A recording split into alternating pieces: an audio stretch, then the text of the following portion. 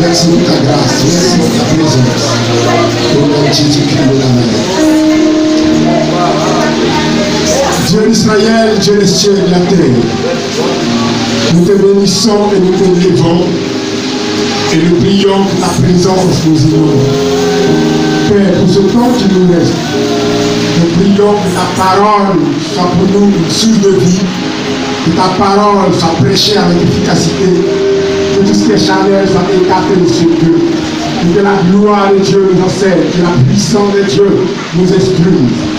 Viens Seigneur par ton esprit, dispose nos cœurs au nom de Jésus. Amen. Amen. Est-ce qu'on peut acclamer le Seigneur? Nous trouvons la texte ce matin dans le livre des Actes de l'Apôtre, Actes chapitre 4.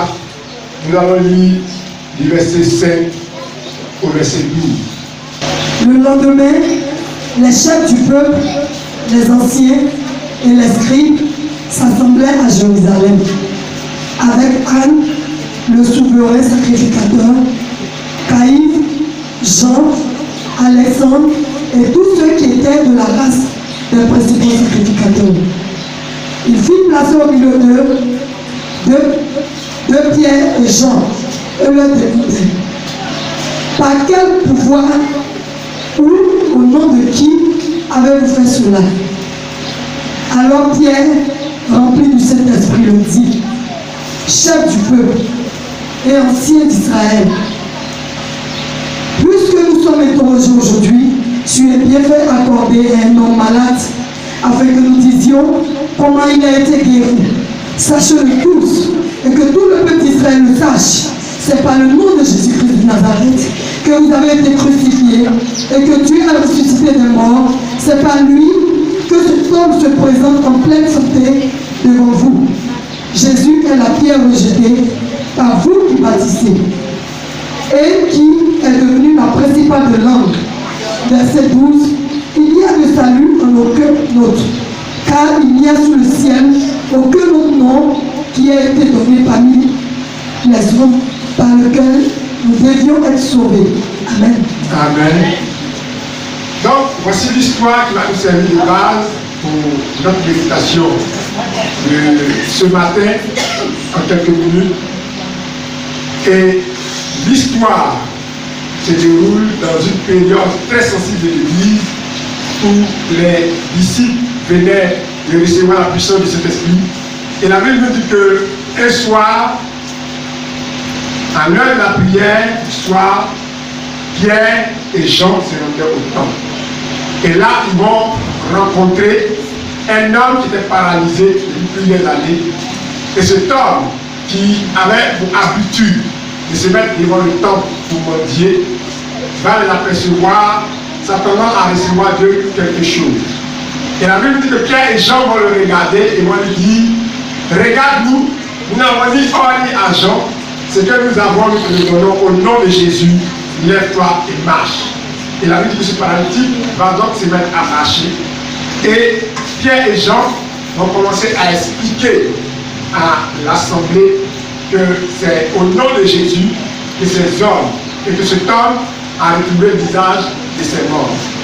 Et la Bible dit que tandis que Pierre et Jean étaient en train de parler, le commandant du temple, les souverains sacrificateurs, donc les responsables de l'église, vont débarquer et ils vont arrêter Pierre et Jean et ils vont les jeter en prison.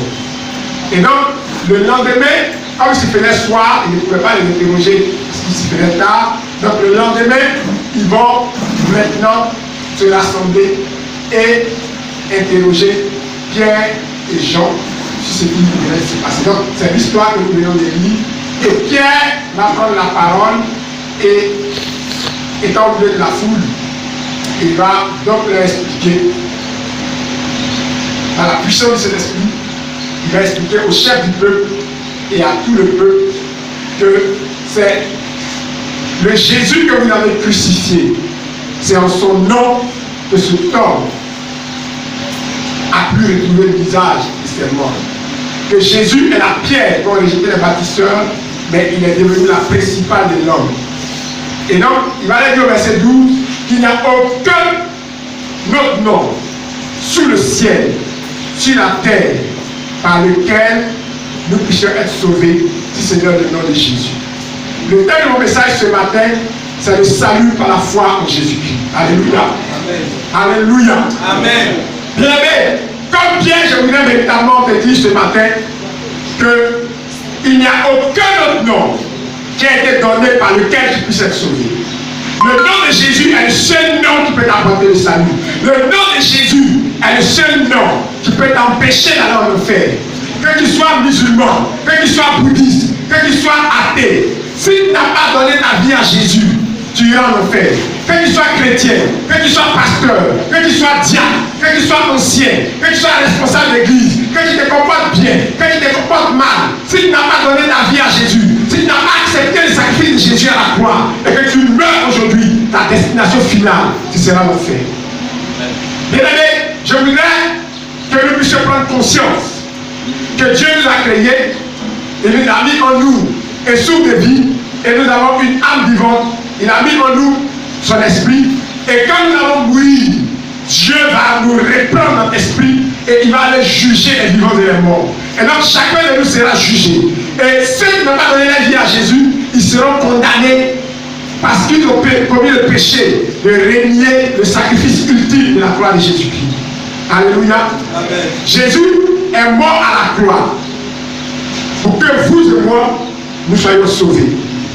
C'est une chose terrible que de tomber entre les mains du Dieu vivant. Pendant que nous sommes vivants, c'est maintenant que nous devons chercher Dieu. Pendant que nous sommes encore vivants, c'est maintenant que nous devons accepter Jésus. Bien-aimé, ne compte pas sur la prière des gens après ta mort pour que tu sois sauvé. Parce qu'aucune prière ne sera acceptée après ta mort pour toi. Quand bien même que cela serait vrai, qu'est-ce qui te garantit qu'après ta mort, les gens prieront pour que tu sois sauvé? Alléluia. Bien-aimé, si tu es vivant, il faut chercher le Seigneur. Car après la mort, ce sera trop tard. Après la mort, on ne pourra plus rien faire pour toi. Parce que notre Dieu est le Dieu des vivants. Il n'est pas le Dieu des morts. Quand tu es mort, c'est fini. La Bible dit qu'il est réservé à l'homme de mourir une seule fois, après quoi vient le jugement. Quelle est la destination que tu veux faire prendre à ton âme? Le chemin de la vie éternelle ou le chemin de la mort éternelle? De toutes les façons, l'âme de l'homme ne meurt pas. Mais quand ton corps va mourir, ton âme ira soit vivre en enfer éternellement, soit vivre auprès de Dieu éternellement. Donc un Dieu que tu n'as pas cherché pendant que tu étais vivant, ce n'est pas à ta mort qui va se laisser trouver par toi. Alléluia. C'est pendant que nous sommes vivants que nous devons chercher Dieu. C'est pendant que nous sommes vivants que nous devons accepter Jésus. Il n'y a aucun salut chez les féticheurs et chez les marabouts. Il n'y a aucun salut dans les religions. Bien-aimé, Père du ministère de cette église où nous prions, si tu n'as pas reçu Jésus, si tu n'as pas donné ta vie à Jésus, tu iras en enfer. Tu peux être un ancien indien qui est responsable, premier conseiller, pasteur. Mais si tu n'as pas donné ta vie à Jésus, tu iras en enfer. Toi qui m'aimes, tu vas m'écouter sur les vidéos, écoute ceci. Quel que soit ce que tu es, si tu n'as pas donné ta vie à Jésus, si tu n'as pas Jésus dans ton cœur, à ta mort, c'est l'enfer qui va t'accueillir. Et les démons seront heureux de te recevoir parce que tu auras marché loin de la présence de Dieu. Tu auras marché loin du sacrifice de Jésus à la croix. Le sacrifice de Jésus est l'autel ultime que Dieu a bâti pour nous donner le salut. Si tu rejettes cet autel, alors tu auras rejeté le salut de Dieu. Bien-aimé dans le Seigneur, nous sommes là ce matin pour écouter un message important. Le message le plus important pour ta destinée. Nous sommes à la fin des temps. Le diable s'est déchaîné comme jamais parce qu'il veut que le maximum d'individus, le maximum de personnes aillent en enfer. Ils mettent devant toi les choses de la vie. Ils mettent devant toi les difficultés que tu rencontres pour que tu perdes de vue l'essentiel qui est le salut de ton âme. Bien-aimé, je te dis la vérité. Si tu as raté le ciel de Dieu, tu ne pourras pas rater l'enfer. Et donc, la seule chose, la seule occasion que Dieu te donne, c'est d'accepter Jésus comme ton Seigneur et ton Sauveur personnel. Je ne te parle pas là d'une religion. Je ne veux pas que tu viennes grossir les rangs de nos églises, mais que tu entres dans le royaume de Dieu en donnant ta vie à Jésus. Que tu sois baptiste, que tu sois méthodiste, que tu sois pentecôtiste, que tu sois catholique, Dieu n'en a rien à foutre. Ce que Dieu veut, c'est que ton âme soit sauvée. Ce que Dieu veut, c'est que tu acceptes Jésus, que tu sois sauvé. Que tu sois prêtre, que tu sois pasteur, que tu sois archibishop, Dieu n'en a rien à foutre. Ce que Dieu veut, c'est que tu donnes ta vie à Jésus pour que ton âme soit sauvée. Parce que si tu n'as pas donné ta vie à Jésus, tes titres ne serviront à rien. Si tu n'as pas donné ta vie à Jésus, tes soutiens ne serviront à rien. Que tu sois pauvre, que tu sois riche, ce n'est pas ça le plus important devant Dieu. Ce que Dieu veut, c'est que ton âme soit sauvée. Et ton âme a du prix à ses yeux. Et l'apôtre Pierre disait qu'il n'y a sous le ciel aucun autre nom qui a été donné par lequel nous puissions être sauvés. C'est dans le nom de Jésus. Ton pasteur ne peut rien pour toi. Ton prophète ne peut pas te sauver. Ton imam ne peut pas te sauver. Ton archibishop ne peut pas te sauver. Celui qui est mort à la croix et tu peux te sauver, c'est Jésus. Ton pasteur ne peut pas mourir à la croix pour toi. Ton archibishop aura peur de crucifier sa vie à la croix pour toi. Alléluia. La preuve c'est qu'aujourd'hui, si des musiciens rentrent ici, quand on dit qui est le pasteur, etc., tout le monde va fuir parce que c'est là parce que vous vous sacrifiez pour que lui suivi. Alléluia. Donc, si tu n'as pas donné ta vie à Jésus, ta destination finale sera l'enfer. Je voulais parler des 8 étapes de la vie de l'homme, sur lequel peut-être je vais revenir un jour, mais sachez une chose. L'homme naît, il vit, il meurt et il va au jugement. Peu importe qui est, soit président, avocat, soit l'homme le plus respecté de la terre, qui n'est pas maître de ton sou pour pouvoir le retenir. Tôt ou tard, tous nous mourrons. Celui qui pense qu'il va vivre éternellement sur la terre, il meurt. Tout le monde mourra un jour. Le jour de chacun viendra. Et quand tu mourras, qui sera ton avocat? La Bible dit qu'on connaîtra la vérité et la vérité vous affranchira. Ne vous laissez pas berner par les gens qui vous prêchent l'évangile, qui vous attachent aux choses de la terre et de connaître votre âme à Dieu. Les choses de la terre sont importantes, mais pas plus importantes que votre âme. La vie sur la terre, le bien-être, la santé, la prospérité, tout ça c'est important, mais pas plus important que ton âme. Parce que ton âme ne peut pas être achetée à prix d'argent. Mais la Bible dit que c'est qui est un homme de gagner le monde s'il perd son âme. Regardez les hommes, la religion ne peut pas sauver quelqu'un. Ici, Pierre a interrogé s'il y a un miracle par les religieux. Les gens qui vont à l'église, les chefs de l'église, les sacrificateurs. Et Pierre prie pour un malade qui est guéri. Et il interroge, il le met en prison. Et le matin, on vient l'interroger. Comment se fait-il que cet homme a été guéri? Et quel est ce nom que vous prêchez? Vous savez, beaucoup de religieux vont vous empêcher de rencontrer Jésus. Beaucoup de religieux vont vous prêcher des faux messages pour vous donner la religion. Mais si vous les suivez, vous irez en enfer. Si vous suivez des religions et que vous ne suivez pas Jésus, vous irez en enfer. Parce que c'est les grands religieux de ce siècle, du temps de Jésus, qui ont crucifié Jésus à la croix.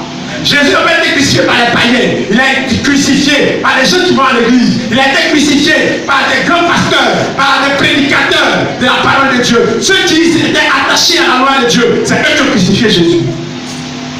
Et aujourd'hui, si vous abandonnez Jésus-Christ de Nazareth pour suivre la religion vous tuera. Souvenez-vous que dans l'histoire, ce sont les religieux qui ont organisé les grandes croisades pour tuer les gens au nom de la religion. Que ce soit les musulmans comme les chrétiens, les soi-disant chrétiens, les religieux qui prennent le christianisme comme couverture. Ils ont tué beaucoup de massacrés les semblables. Mais le christianisme ne prône pas le massacre des gens. Le christianisme ne veut pas qu'on tue les gens. Le christianisme veut que les âmes soient sauvées. Et le véritable christianisme, c'est l'amour de Dieu dans notre cœur. Amen. Tu peux venir à l'église, donner tout ton argent, c'est bon. Mais si tu n'as pas Jésus, tu iras en enfer. Tu peux être un grand responsable, donner l'impression aux gens que tout va bien dans ta vie, donner l'impression aux gens que tu es incontournable dans l'église. Sans toi, les choses ne peuvent pas bouger. Tu es un grand pasteur, tu es quoi qui prie pour les malades. Mais si tu n'as pas Jésus dans ton cœur, toi et ton onction, vous irez en enfer. Je suis venu te prêcher ce message pour t'éviter le feu éternel. Et si tu n'as pas Jésus dans ton cœur, c'est l'occasion de chercher Jésus.